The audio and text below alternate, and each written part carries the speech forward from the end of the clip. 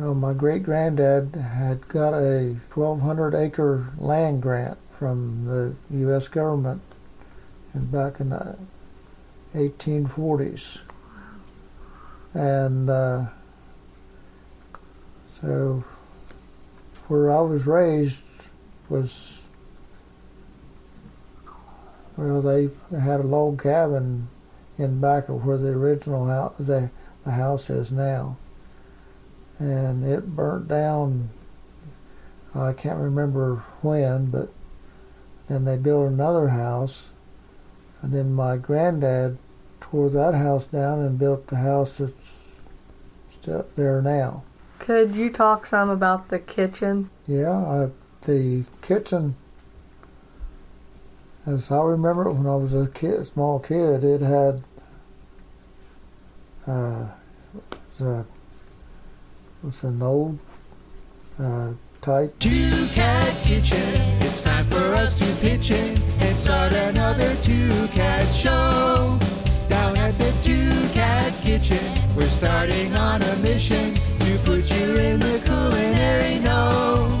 We've got the finest recipes you ever will find, guaranteed to show you all a mighty fine time here at the Two-Cat Kitchen. Time for a new edition of the Culinary Two-Cat Show. The Culinary Two-Cat Show.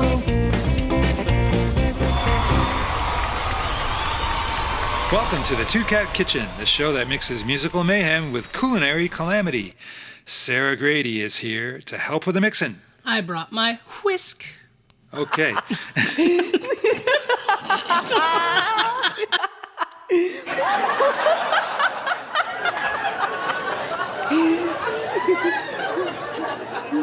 Each episode features new songs, a brand new recipe, and a special musical guest. But you know, Sara, this is our final episode of this season, of season 2, which is great. We made it through season 2, right? Hooray! Yeah, and so we're going to have a little bit of a special episode here. We are going to have some songs, and the Coconuts are back, right? Yeah. Well, they're around. And do we going to have a recipe for this this episode? Sure. Okay. This is a bottle episode, like, you know, on a TV show when they, you know, it's like the episode where everyone stays in the same room for the whole episode. This is just a, you know, a special episode with. Got it. With us. Yeah.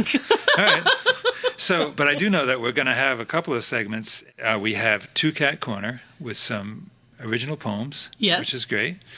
And we also have a new feature here on Two-Cat Kitchen called Two-Cat Science. And we're going to get into that too at some point. Hey, Sara, is that the Coconuts I hear? I think so. I'll go check. Okay.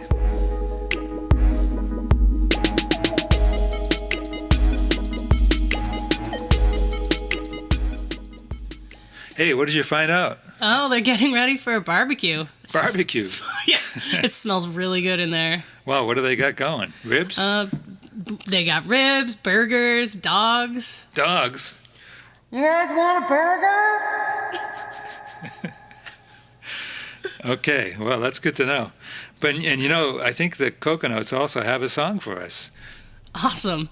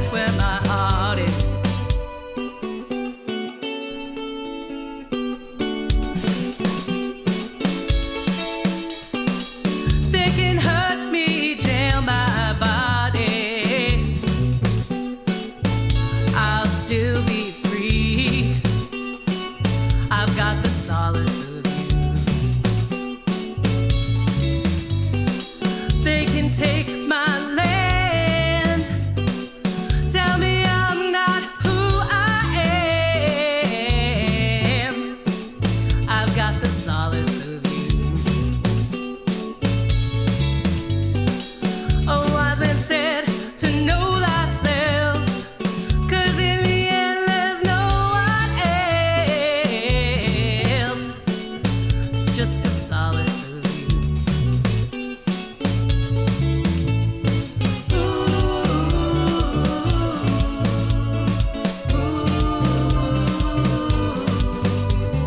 Gotta go inside, back to where it started, back to the beginning, 'cause that's where my heart is.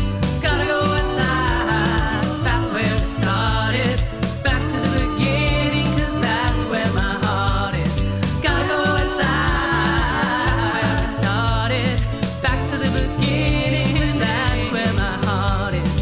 Gotta go inside, started, back to the beginning, 'cause that's where my heart is.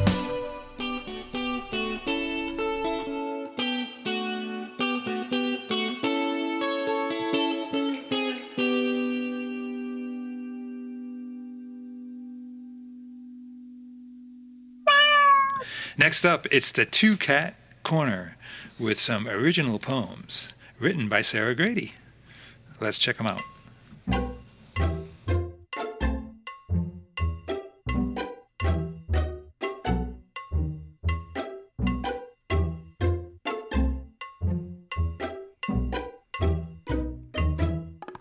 Two Cat Corner is the place to be, to hear the best in feline poetry. All the cats that are in the know, catch the Two Cat Corner on the Two Cat Show. Two Cat Corner on the Two Cat Show. Two Cat Corner on the Two Cat Show.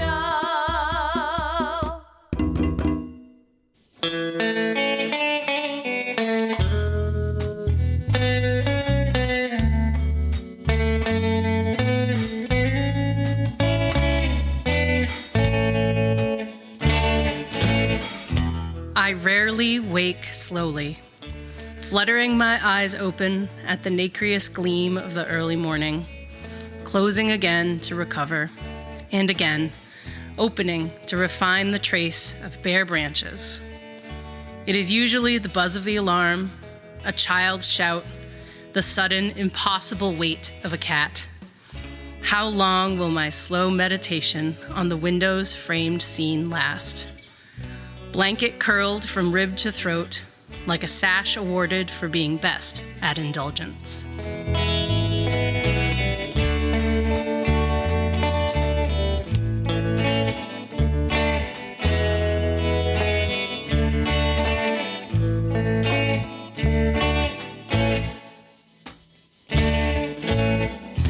You are not too much, because you are far less much than me, and I am not too much. It's simple math. What kind of two do they accuse we two of being anyway? Too joyful? Too enthusiastic? Too much of a reminder that we should live vibrantly and not cautiously, constantly measuring how much we are?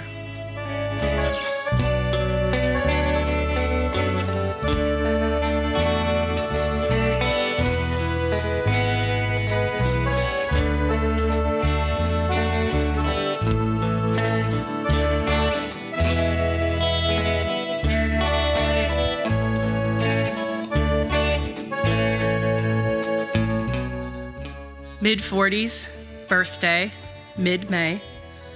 It's a tradition to jump in the ocean. The signs at the beach said no swimming, and my daughter worried, we will get in trouble.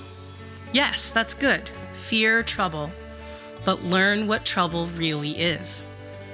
On this birthday swim, more a wade, a dunk, a plop, a splash. Our feet barely leave the sand.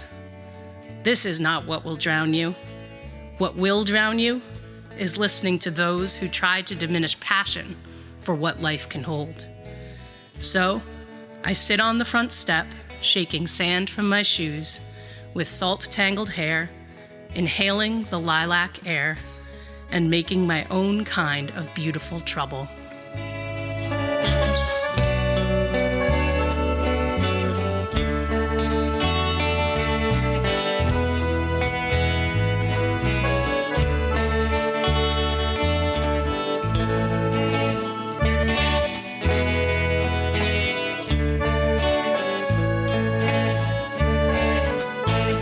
She chose to live along the fault lines all of her days.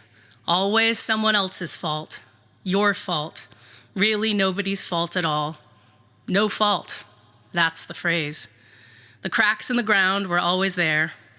Living in California for a decade or two, you might think you would be used to earthquakes.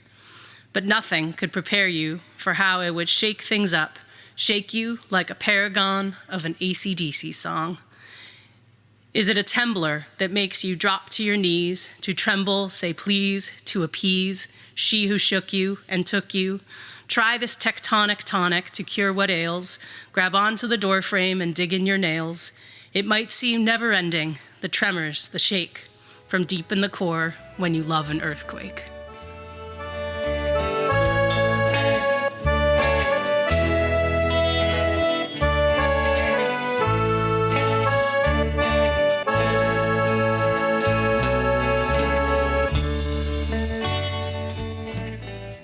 I've spent my days knee-deep in mud and sand, sulfurous, sticky, salty on my feet, exploring where the water meets the land, amidst the benthic creatures and the peat. And you perhaps were barefoot on the soil, padding along rich loam between your toes, the sort of land where farmers work and toil, and fertile outwash means anything grows. Now we dig deep together, side by side, with dusty palms and dirt-encrusted knees, plant even rows until we're satisfied, green sprouts and flowers gently kissed by bees. Although there's nothing sordid in the scene, no one could say our hands are truly clean.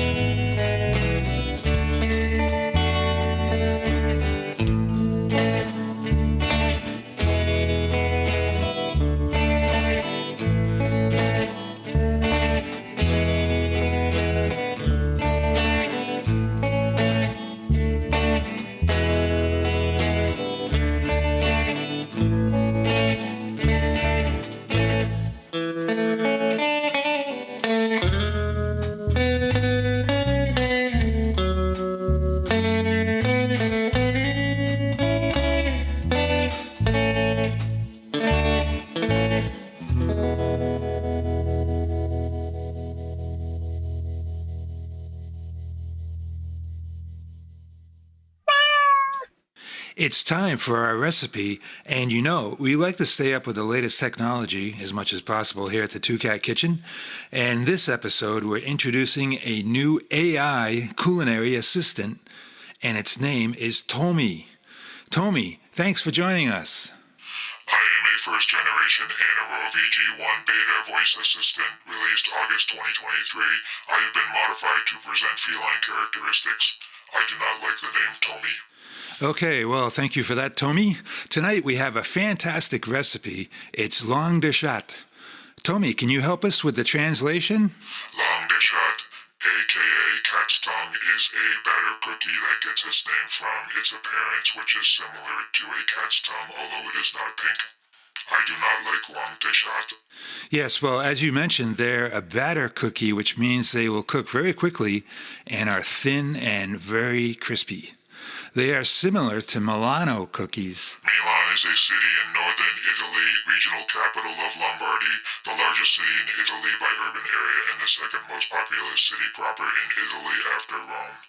Milan is the economic capital of Italy, one of the economic capitals of Europe, and a global center for business, fashion, and finance. Thank you, Tomy, for that update, but let's get started.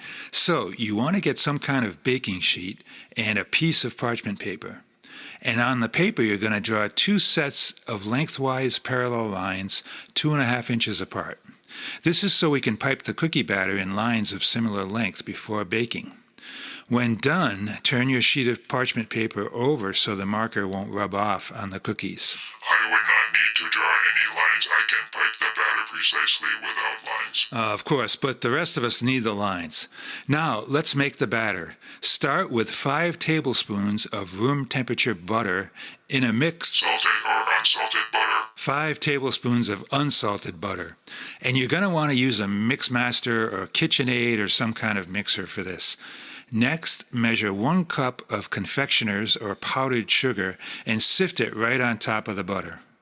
Tomy, perhaps you can tell the people at home why it's important to sift the sugar. Sifting will remove any impurities such as volcanic rocks or spent shell casings, but since you won't encounter those in food-grade sugar, there is no real reason to sift it. Yeah, well, we're going to sift the sugar anyway. It looks nice. You are wasting your time, but go ahead. Now, start mixing the butter and sugar with a paddle attachment on medium speed. Once the butter-sugar mixture is smooth, it's time to add the eggs. We want the whites of 3 eggs, which you can first separate into a bowl.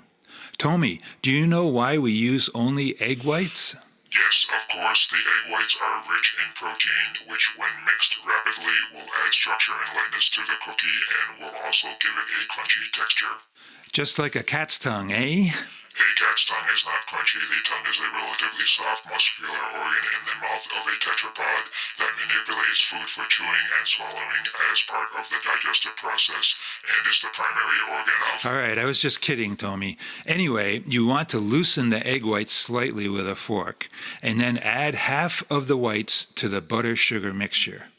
Now mix on medium speed for a bit. The batter won't look like much at this point. I'll say... Yes, well, now it's time to add 1/3 cup all-purpose flour to the mixture. Mix it a bit more and then add the remaining egg whites and mix again. Finally, add another 1/3 cup flour and mix until smooth. To shape the cookies, we'll use a piping bag fitted with a small, plain tip.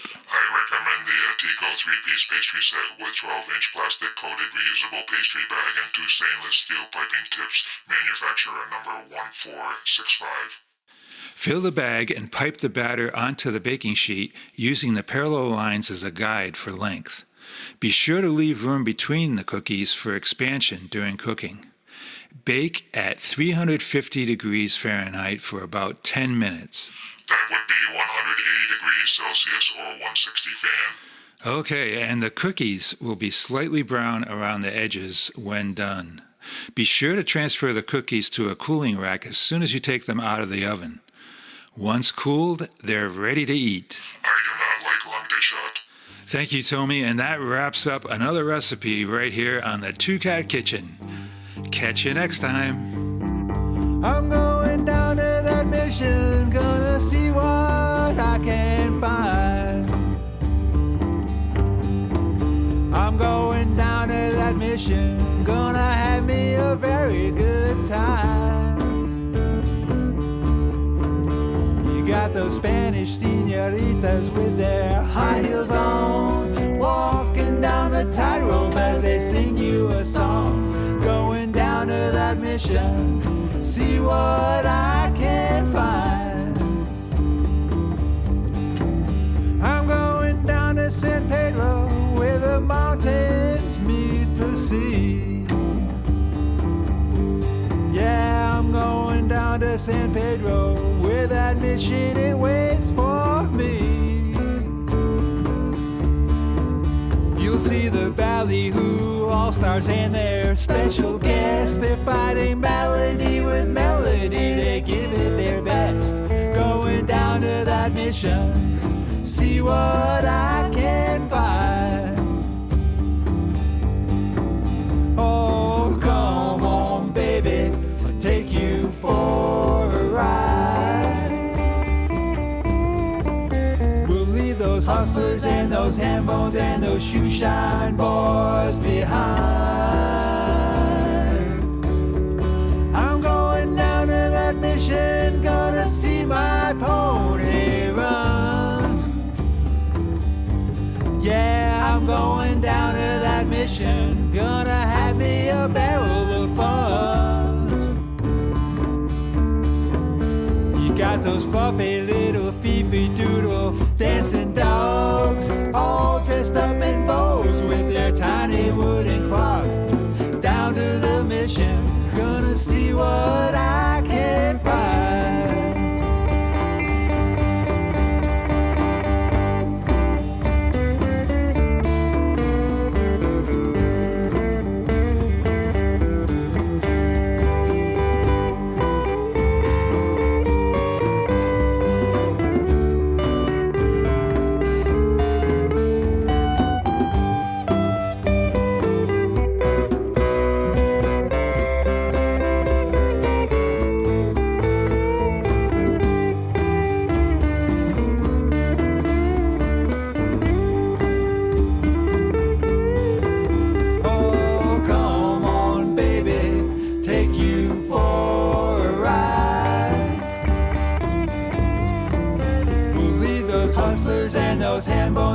the shoe shine boys behind.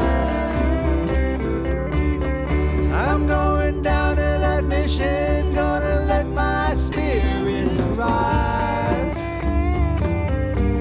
Yeah, I'm going down to that mission, give me a big surprise.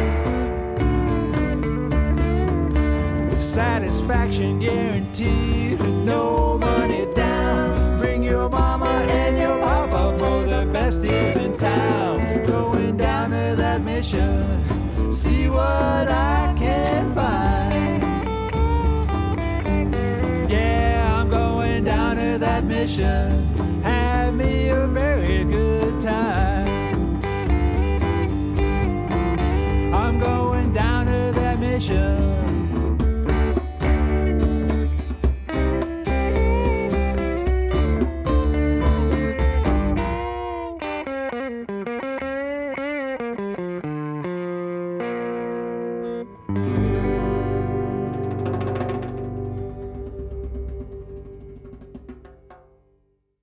Next up, we have our brand new segment, Cat Science. Cat science. Yeah. Wow. We're going to read some scientific papers about cats and see what we can learn. Yeah, there's quite a lot of science going on about cats, I think, and it might become a regular feature here on the Two Cat Kitchen. They're a readily available study organism. Yes, you're right. There's a lot of cats around. All right, let's check it out.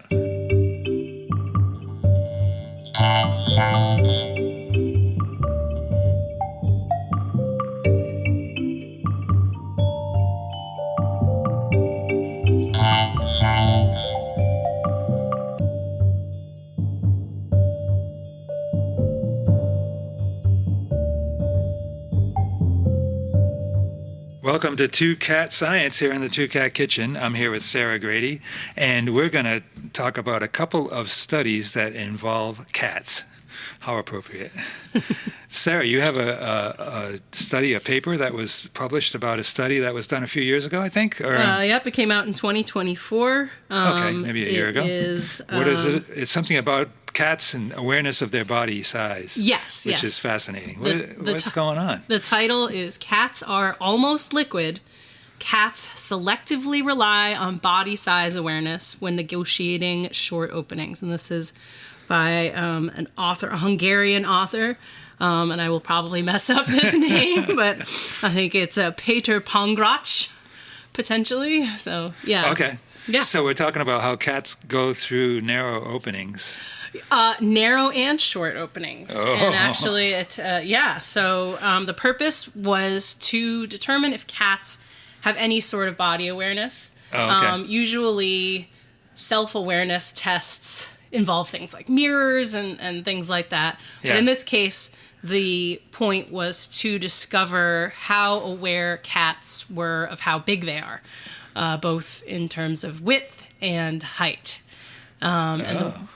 Because I guess I haven't really thought about this that much, but cats can go through narrow openings, right? They kind of squeeze themselves into places. I mean, you think about species doing that, you think about maybe mice, but not so much cats. But I guess cats, they can do stuff like that as well. They can fit in some small spaces. Yeah, cats have free-floating collarbones, so they can squeeze their shoulders together to fit through openings. Okay. So the limitation to at least the width of an opening that a cat can fit through is really its skull. Wow, Yeah. Fascinating. Yeah. So that's the idea behind the study is to what exactly was the purpose of the study in this case? I think you might have mentioned. Yeah, just to discover if cats are self-aware in terms of how big they are. All right, great. And so were all kinds of cats accepted into the study? How did they apply and become so these participants? Were domestic house cats, and in fact the experiments were done in the cat's own households with the participation of the cat owners. So they accepted almost all cats except for what I would describe as large cats. So they did not accept any Maine Coon cats, which are a very large breed of cat, and they also did not accept fat cats. No fat cats. No fat cats, yes. Sounds kind of discriminatory, but I guess, because the fat might get in the way. Well, yeah, it messes with the results, right? Yeah, and you would think that if we're looking for insight into how cats in general behave, you don't want to skew the scale by looking at fat ones necessarily. Okay, well, we'll go with that. That sounds interesting. So what exactly did the authors do in this study? Yeah, so if you imagine, a doorway in your house, the experimenter set up a cardboard panel that had slots in it, and they were either the same width and then decreasing height, or they were the same height but decreasing width. So they were either getting shorter or they were getting narrower, but only one variable at a time. Okay. And so then the cats were videoed approaching the opening that was being provided for them. So they would cover up, of the 5 openings, they would cover up 4 of them, and the cat would have a choice to go through one of them. Okay, so how did they get? You can't really get a cat to do anything. How did they tempt these cats to want to go through the opening? Based on the diagram in the paper, it looked like the owner was on the opposite side, calling the cat, perhaps with a treat. Okay, trying to get the cat to go through the slot. So there was some incentive for the cat. Yes. And the cat only had one choice at a time. Right, and the width of the slots as they got narrower, the last 3 slots were actually narrower than the average cat's head. So they were, in a sense, potentially too narrow for the average cat in the study to pass through. Oh, okay. And then for the ones that were all the same width, the last slot was shorter than the average cat's height when it was laying down. So it was a very short. It was actually square. It was 15 centimeters by 15 centimeters was the short but same width hole that the cat could try to go through. So for both of those cases, it was a physical impossibility that the cat was going to make it through the last slot. The last slot, exactly. Yeah. Yep. Okay, interesting. Yep. And then so that's just the cat pretty much had no choice but to, try to go through the slot. Yeah, that's interesting. So I'm curious. So they did 2 different studies. It sounds like they did height and then width, right? Mm-hmm. So I'm wondering, did the cats behave differently when height was constant but width was changed? So that was actually the big conclusion of the study. So when the cats were approaching the tall but narrow openings, they were not deciding ahead of time whether or not they were going to fit through the opening. They would go up to the opening, try it out. They pretty much used trial and error to determine if they were going to fit through the slot. Interesting. But as the openings got shorter, even though they stayed the same width, cats were hesitating to approach those shorter spaces. So they were showing that they were kind of evaluating the openings and maybe a little bit hesitant to go through the short ones. Oh, okay. Yes, and cats are ambush predators. So,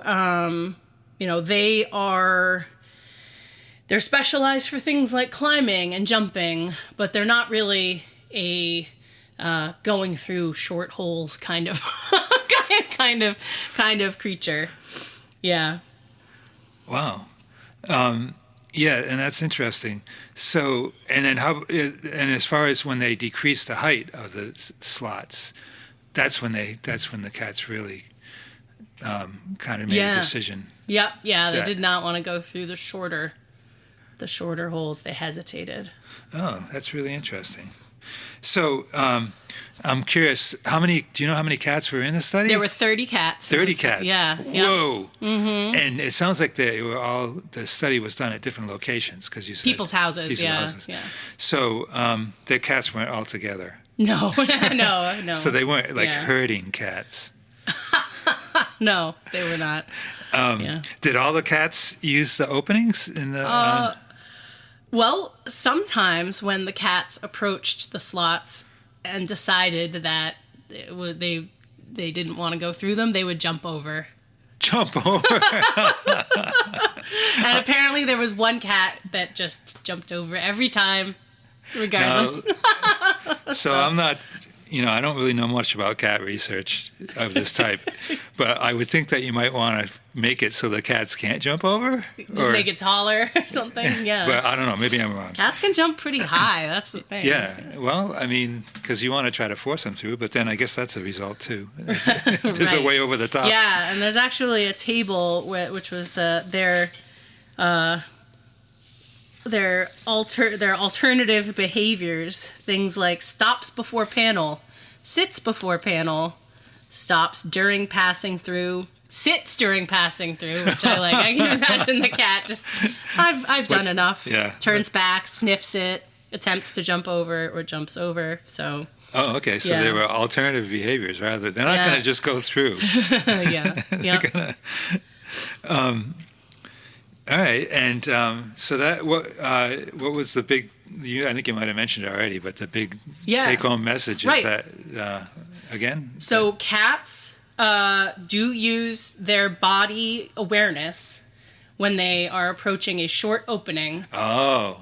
But then they will just use trial and error to get through progressively narrower openings. So maybe they have more of a up and down awareness than a side to side awareness. Did any of them get stuck in the openings? It didn't seem to. Yeah. So I don't. Again, I'm not really up on this kind of research, but I am aware that there was a similar study done on dogs going through openings. Is that true? And Yes. How are the dogs different? Do you have any insight into that? So dogs are different. I mentioned that cats are ambush predators, but dogs are pursuit predators. They're chasing down their prey. Yeah. And they decide ahead of time. They make a priori decisions. So they will just kind of blast toward the opening, and then as they're approaching it, either decide it's good and try to go blast through it, or they will slow down and decide it's too small, and they will often opt for a detour if they perceive that it's too small. Do they try to knock it over, you think? Well, I mean, I know my dog would probably blast right through a cardboard hole. So I don't know if they made those slots a little bit more sturdy. I mean, you kind of ruin your setup pretty quickly. Wow. Okay. So that was a fascinating study, I think. Cats are aware of their width. No, they're aware of their height, but not their width necessarily. Oh, well, anyway. Yeah. Great. And I think we'll have if people want to read more about this type of research, we'll have a link to the paper in our show notes, so you can check that out. And we'll be right back here at Cat Science.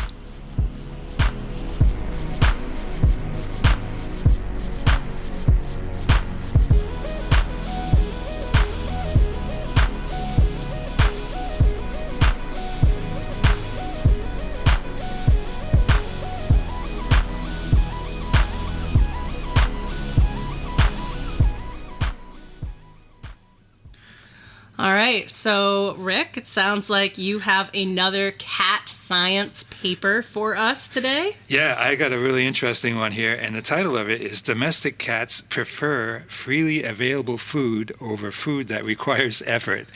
Now, to me, this is like a statement that's definitely makes sense, But I guess it's something that is not necessarily true with all animals. And this study was done by Mikel Delgado and Brandon Sang-Yuan and Melissa Bain. They're at UC Davis in the veterinary school.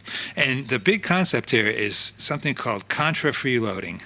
And contrafreeloading is the willingness of animals to work for food when equivalent food is freely available, which, is something that is interesting, because most of the times for wild animals and cats, food is not readily available, right, in the wild. And foraging behavior is something that they have to do, and they have to work for their food all the time. So you might think, what is up with this study? Yeah. And so contra-freeloading, is that contrary to optimal foraging theory? Right, yeah. So optimal foraging theory is something that comes into play with animals in the wild, and I guess you could say cats too. And so the idea is that animals should maximize the amount of energy that they gain while minimizing their energetic costs. So in other words, when they're foraging for food, they don't want to put in much effort, and they want to get the most out of the biggest bang for the buck, right, as far as the effort that they put into it. But contrafreeloading, it's like if they could get free food. The concept of contrafreeloading only comes about when there's free food available that they don't have to work for at all. So why would the cats contra-freeload at all if there's free food available? Well, in other words, why would you have a situation with contrafreeloading, right? Yeah. I think that's what you mean. And some of the reasons that, like say this comes into play with domesticated cats. Let's go with cats for now. Domesticated cats, captive cats, okay, that are encouraged to forage or to work for their food to kind of make it more like the natural environment for them, and they call it a form of enrichment for them, behavioral enrichment, so that they can act more like a cat that's a big cat in a zoo. They want that cat to feel like it's in the wild, so they'll make it work for its food. And that's how the concept of contrafreeloading comes about. When there's readily available food, and also you want the animal to work for their food at some point, that's to make them feel more at home. Yeah, I think I've seen some devices and things like that for that, to encourage cats to do that in the pet store. Yeah. They have these mats that you can kind of put the kibble under, and exactly. they have to kind of scruffle around for it, or they have to solve a puzzle, something like that. Yeah, and to get to your question, why would cats even do this? Well, some of the reasons are possibly that for cats to contrafreeload is boredom in their environment, and another thing is reducing uncertainty in their captive or in their home environments, and reducing the uncertainty with uncertain environments. And I'm not 100% sure how that works, but maybe by working for their food, they'll get more familiar with their environment, and they'll feel a bit more comfortable in it. And another reason is also information gathering. Very important, because cats in general are information gatherers. Yes, they're very curious. They're constantly... Although I heard that there's something that happens when cats are curious. And in general, in this study, how they actually tested for how willing these cats that took part in the study were to engage in freeloading. Well, they offered them food in a puzzle, as you mentioned, some kind of way that they had to work for it, and also food in a free tray, which is the way you normally feed your cat anyway. So, is that different from other studies? Yeah, it is actually. Yeah, you're right. That is actually different from other studies, because, and actually there weren't a lot of previous studies of this type done, believe it or not. Because I don't know, maybe just people aren't that interested in this, but to me it seems like a very important area to study. But in a previous study that was done in the early 1970s, believe it or not, cats were first trained to offer paw touches to a switch plate for food on a continuous reinforcement schedule. Can you believe it? So Classic. And in this particular study, they were offered the choice between pushing on a switch to make their food drop in versus nearby food that was freely available. And you can guess the answer. They all went for the freely available foods. So I guess that's maybe why we haven't had many more studies on this. But So anyway. how did the authors select the cats to take part in the study? Well, this is really fascinating, too, because they selected 20 cats, 11 male, 9 female. They're between 1 and 10 years old. And I don't see any way that they used to select these cats, other than all the cats were privately owned. They were all neutered. No, I don't know. And they were living in their home, and they ate regular commercial food. I think it must have been like friends of the people doing the studies, maybe. Well, so they were at a vet school, right? So Yeah, maybe so they they- had access to all sorts of cats. No, these are cats that were living in people's homes, though. Yeah. So- Does the paper include any of the cats' names? It has a lot of the cats' names now. And these are the critical elements of the cats. Do you want some of the cats' names? Yeah, let's get some good ones there. Okay, so Pee-wee, Oh, that's a good one. Squirrel, Evie, not so much, Kumquat. I like that one. That's good. I think, unlike your study, they might have had some fat cats in here. And Moop, M-O-O-P. Yeah. You gotta wonder if they controlled for the hunger of the fat cats. Well, maybe, and they did, but they did not. Oh no, they didn't actually, because they do. The authors claim we're kind of jumping around here, but that's okay. The authors. Ooh, I'm falling apart here.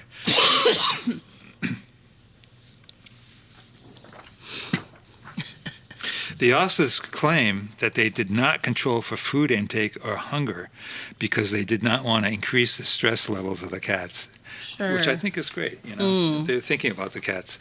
But, it kind of calls into question a little bit of the study. But, okay, so getting back to the names, Benedict, and there were 2 Charlies. Oh, that's a good cat Charlie name. and Charlie, too.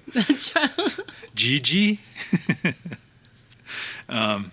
Majuba, Huh. Orion. Oh, that's a good one. Okay. Yeah. So, anyway, So apparently 3 of the cats who refused to consume any food for which they had to work were removed from the study for their safety. oh, yeah. Were they just on a hunger strike? Is that... They refused. Well, there are 2 females and a male. We don't know the names. It would be good if we could get the names because we could. It might be kumquat. It could become quite. But they were withdrawn from the study for their safety. But it doesn't go into detail about what type of safety. Maybe they were worried that they were going to get set upon by the other cats. Yeah, I don't know. I don't understand why they would be in danger if they didn't eat at all. Oh, maybe because it took place over a period of time and they didn't want to Yeah. starve the cats. Anyway, yeah. So it was interesting. And what they did was again, the cats were introduced simultaneously to the Trixie Pet Tunnel feeder. The Trixie Pet Tunnel feeder food puzzle, which is something you can get from Trixie Pet Products in Fort Worth, Texas. Oh. If you're interested for your own cat. We are not sponsored by Trixie Pet Food Tunnel. Although if they'd like to sponsor us. And the puzzle requires the cats to scoop food out of the tunnels in compartments using their paws, which is fascinating. There's a great picture of the cats, one of the cats in the study, not sure who that is either, using the Trixie tunnel feeder. I think I'd like to watch a video of that. I think that might, yeah, we'll try to get something like that. And they were also given a plastic tray of identical diameter as a control. In other words, like a control feeder. Yeah. Yeah, and there was an elaborate way of introducing the amount of food in the free versus the pet tunnel, which I won't go into here, just to try to control for any abnormalities in feeding and to try to make it totally random. But the net result. Yeah. So what was the conclusion? The conclusion here was that the cats ate more food from the free tray than the puzzle. and the statistics on this, I mean, the p-value is incredibly low, which is understandable. So, in other words, there was no question that the cats ate more from the free dish. Although there's a picture of one of the cats going to the tunnel, so they must have used it to some extent. And the results, there's more detailed results here that they have. They classified 4 of the cats as willing to contra-freeload. Well, so it wasn't every cat. 5 of the cats were weakly contra-freeloading, and 8 cats total freeloaders. In other words, they just went for the free stuff. And none of the cats ate more food from the puzzle than from the free tray. It's like getting those samples when you go to a grocery store, something like that. You know, you can just kind of walk around the store, get some samples. Yeah, and why buy lunch when you can eat the snacks? Yeah, so there you have it. And they did have a. They did actually control for some other parameters. They controlled for. They used the general linear models to assess the effects of gender, age, prior food puzzle experience,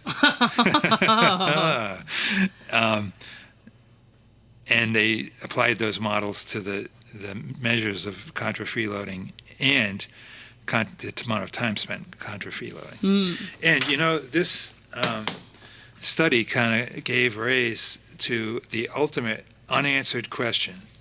And so the unanswered question that came out of this is why cats, among the multiple species tested, appear to be the only ones that do not reliably contra-freeload.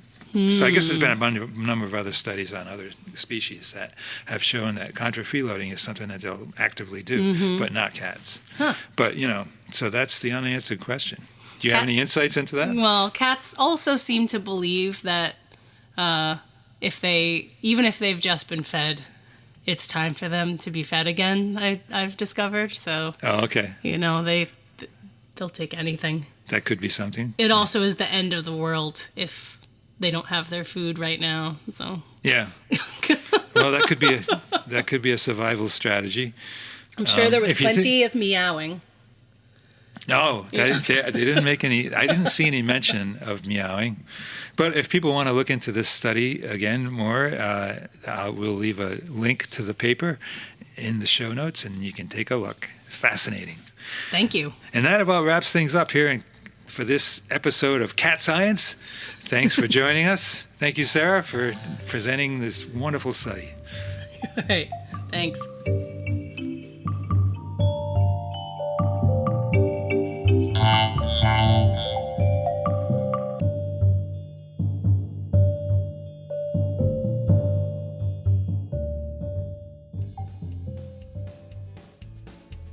That's all we have time for in this episode of the Two Cat Kitchen. We'd like to thank, well, we didn't really have any guests, I guess, so we could thank ourselves, right? There you go. Yeah. Thanks, Rick. Okay. Thanks, Sarah. And we'll be back next month, with another episode of the Two Cat Kitchen. Meanwhile, I'm Rick McKinney. And I'm Sara Grady. Join us next time right here at the Two Cat Kitchen. The two